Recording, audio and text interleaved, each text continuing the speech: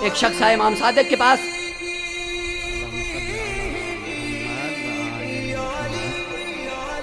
کہتا مولا مجھے تجارتی سفر پہ جانا ہے، ذرا استخارہ کر دیں۔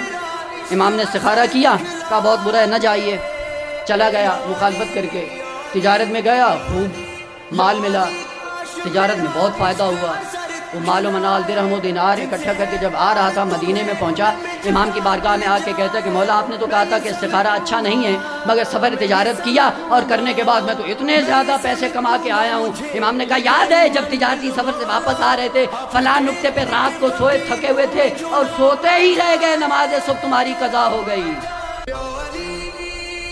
کہ وہ جو نماز صبح قضا ہوئی ہے اس کے نتیجے میں جو تمہیں گھاٹا ہوا ہے پوری دنیا تجھے دے دی جائے وہ قابل جبران نہیں ہے۔